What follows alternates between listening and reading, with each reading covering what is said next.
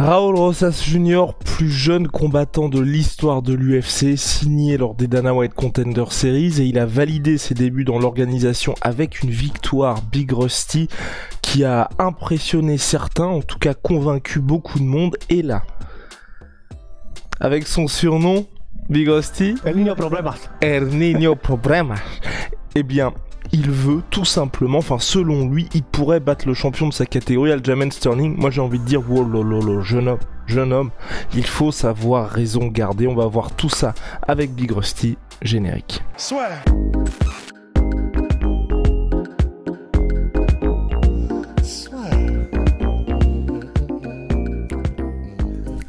Entre dans l'octogone avec Unibet.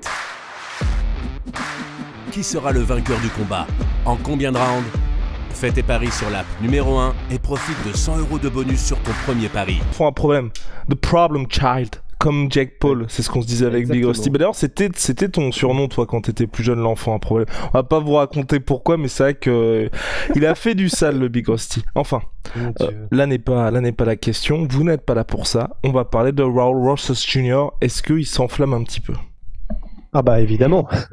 Mais bon, bah c'est inhérent à cet âge-là et c'est inhérent au fait qu'il ait autant de succès pour l'instant dans tout ce qu'il entreprend. Je connais rien de sa vie personnelle, mais en tout cas en termes sportifs, c'est clair que c'est impressionnant. Le fait d'enquiller comme ça les victoires, ses deux derniers adversaires, c'est pas des énormes combattants, mais voilà, c'est des combattants d'un bon niveau d'entrée. C'est les deux combattants qu'il a affrontés, c'est du niveau tout juste en dehors de l'UFC. Et pourquoi je dis ça alors qu'il a fait son combat à l'UFC? C'est parce que le combattant qu'il a affronté là, Jay Perrin, déjà, il n'avait aucune victoire ni à l'UFC ni au Contender Series. Il était à 2 défaites à l'UFC et une défaite au Contender Series. Et même dans le début de sa carrière, il n'avait jamais vraiment brillé. Donc voilà, il faut savoir que c'était pas un gros client en face. Il avait été amené pour perdre contre Raul Rosas Jr. Néanmoins, le gars qu'il avait affronté au Contender Series était vraiment pas mauvais et Perrin, et voilà, il était à l'UFC en tout cas. Maintenant, une fois cela dit, donc il a 18 ans, il est encore au lycée. Alors là, je crois que du coup, il vient de finir, d'après ce que j'ai compris, mais voilà, il disait que c'était chaud parce que sa dernière année, l'équivalent du lycée aux États-Unis, du coup, c'était compliqué de tout faire en même temps, mais que c'était quand même une expérience assez unique, assez intéressante. Pourquoi est-ce que je pense personnellement qu'il s'enflamme, hein, je ne sais pas ce que tu en penses, mais voilà, c'est que il a 18 ans, vas-y, on va rester purement sur du rationnel, tu vois. Je ne vois pas comment c'est humainement possible qu'il ait un corps suffisamment développé pour ne serait-ce que faire jeu égal, si c'était ça son plus gros avantage.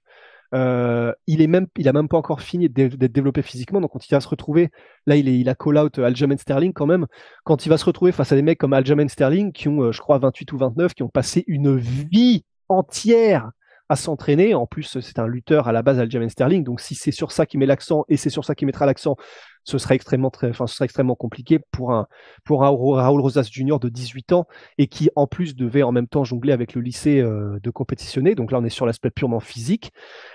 Après, là où il peut effectivement peut-être avoir un avantage qu'on n'a jamais vu auparavant, c'est possible, hein, enfin il faut des premiers atouts, c'est en termes de compétences. Peut-être qu'il a une capacité d'apprentissage qui est unique au monde, mais peut-être, hein, franchement, peut-être, on ne sait pas. Tu vois.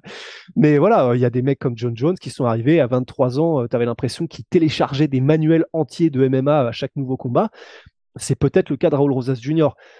Maintenant, pour qu'il réussisse par des compétences absolument incroyables, une capacité d'apprentissage de ouf, couplée à un physique qui tient suffisamment la route et qui est suffisamment exceptionnel pour aller chercher le top de la catégorie, là tout de suite maintenant en bantamweight, je ne vois pas comment c'est humainement possible.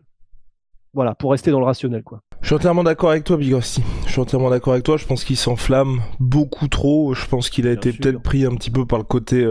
il y a mine de rien Mokaev qui, lui, veut devenir le plus jeune champion de l'histoire de l'UFC devant John Jones et ses 23 ans. Faut qu'il fasse toujours parler de lui. Et donc, forcément, quel est l'angle? Après, ces deux performances, mine de rien, elles ont été intéressantes, mais pour moi, pas suffisantes. Et vous voyez bien dans ce que disent les observateurs pour que tout le monde s'enflamme et se dise le gars est prêt là pour un title shot. Donc, comment tu fais parler de toi? Tu fais parler de toi de cette manière en disant je suis déjà prêt pour le champion. En plus, apparemment, il y a déjà une histoire avec Aljamain Sterling, donc il y a quand même un petit angle. Rusty va vous en parler dès que j'aurai terminé, donc soit dans 10 secondes. Mais après, sportivement, clairement pas. En plus, on est dans la catégorie bantamweight qui est l'une, sinon la catégorie la plus dense de l'UFC. Donc même avant de passer au champion, faut juste penser au top 15. Et même aujourd'hui dans le top 15, je pense qu'il se fait rouler dessus par tous les mecs qu'il y a, parce que vous le voyez bien aujourd'hui en termes de physique, il est pas encore frais, pas encore prêt pour être face au cadre de la catégorie. Que s'est-il passé, Big Rusty, avec Aljamain Sterling? Alors j'ai lu du coup l'article là juste avant, j'espère que je l'ai pas lu trop en diagonale, mais ce qui s'est passé c'est que ils ont déjà fait des entraînements ensemble, et un en particulier qui était ce qu'ils appellent un King of the Mat, donc c'est comme les King of the Table en bras de fer, c'est-à-dire que t'as un gars qui est sur la table et en gros t'as des gens qui passent et qui essaient de le battre. Là c'est pareil, donc en gros il était sur les tapis de lutte et t'as apparemment, donc j'imagine que c'est Aljamain qui était sur le tapis de lutte et tout le monde vient chacun à son tour et puis voilà, chacun se fait maintenir, chacun se fait prendre des projections et puis voilà, c'est chacun à son tour. Et apparemment le moment où Raul Rosas Jr. est arrivé, alors que c'était une session light et que Aljamain Sterling était apparemment en mode vraiment voilà, tranquille, c'est un entraînement, Raul Rosas Jr. aurait pris les choses beaucoup plus au sérieux que ça, il y aurait été à fond. Et il aurait commencé à faire du trash talk, mais en mode donc pas verbal visiblement, mais en mode à un moment donné, il s'est retrouvé dans une position où il a fait un peu comme avec les platines, il a fait le DJ sur la tête de Aljamain Sterling. Honnêtement, ce qui est tellement irrespectueux, ce qui est tellement irrespectueux, c'est marrant parce que le geste quand même, le fait d'avoir la présence d'esprit de faire ça, faut vraiment être un bâtard. Mais voilà, il aurait fait ça, et surtout en fait là où le bas blesse, et là où peut-être que le fait que l'anecdote ait été révélée va peut-être pas faire des amis ça va peut-être pas faire que Raul Rosas Jr. ait beaucoup plus d'amis, en tout cas, c'est que apparemment au moment où Raul Rosas Jr. est entré sur les tapis et a fait cette session d'entraînement avec Aljamain, le papa aurait sorti la caméra immédiatement. Et du coup, voilà, c'est ce genre de truc pas très cool, quoi. Alors après, ça n'est pas, ça, à ce que je sache, ça n'a pas tourné. J'ai vraiment du mal là. Ça n'a pas tourné sur les réseaux. Donc peut-être que c'était juste une vidéo qu'a fait le papa pour la regarder ensuite, pour la montrer à son fils. Honnêtement, bénéfice du doute. Néanmoins, c'est quand même effectivement une session avec Aljamain Sterling qui, s'il n'était pas champion à l'époque, en tout cas, il devait être quand même très bien classé. Et par exemple, Ali Aquinta, à propos de cette situation, disait moi, de toute façon, par principe... Ali Aquinta, qui est partenaire d'entraînement d'Aljamain Sterling, est très proche de lui. Voilà, ancien combattant désormais retraité.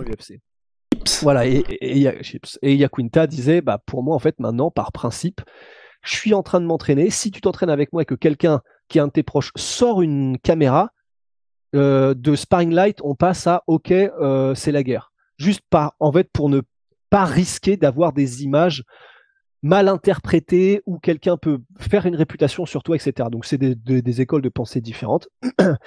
Mais ce qui est sûr, c'est que voilà, déjà il y avait cette espèce de truc là avec Aljamain Sterling. Ça n'a pas dû aider les relations. Aljamain Sterling, lui, il a dit clairement que tu me fais trop rire. Donc là, Ali Aquinta dit, à partir du moment où t'as une caméra, clairement je vais t'enculer. Donc voilà, ce sont des écoles de pensée différentes. Oui, mais bon, c'est vrai. C'est deux manières différentes de voir les choses, tu vois. Il a moins de patience, quoi. Ouais. Mais donc voilà, c'est ça le passif entre Raul Rosas et Aljamain Sterling. Et évidemment, il s'enfreine un petit peu, mais c'est lié à son âge, au fait qu'il est invaincu et au fait que ta confiance, elle est au Mont Olympe, quoi. Mais moi, je trouve que c'est une bonne chose. Ouais, grave. Parce que franchement, ça permet d'avoir un angle, ça permet en cas de victoire d'avoir une vraie histoire qui va suivre la carrière d'Aljamain Sterling, qui va pouvoir passionner les gens, et il multiplie ses chances. Donc on peut peut-être trouver, moi je trouve ça ridicule à l'instant T aujourd'hui, mais il faut savoir que l'UFC c'est un sport, c'est aussi un business. Là le gars continue de faire parler de lui, et au moins ça va permettre que peut-être à sa prochaine performance, tu vois, il y a Aljamain Sterling qui va dire tu sais, genre pas mal gamin, on se retrouve peut-être d'ici quelques années. Enfin voilà, la méthode est peut-être pas la meilleure, mais en tout cas, ça permet de créer de l'intérêt autour de lui, ce qui est primordial dans les carrières UFC. Je pense qu'on a terminé, Big Rusty. Je te dis, we good. Shout out my sweet pea, my sweet protein, moins 33% sur tous mes protéines avec le code la sueur. Si. Je voulais juste, j'avais oublié, mais putain, C'est qui déjà le gars qui récemment avait dit putain, je le voyais quand j'étais petit à la télé. Ah, c'est par rapport à Robbie Lawler, c'était qui? Mais C'était Raul Rosas Jr. Ah bah c'était Raul Rosas Jr. Ouais. Ah bah voilà. Comme quoi. You're only as good as your last fight. Ouais. Bon bah parfait hein. Allez, nickel.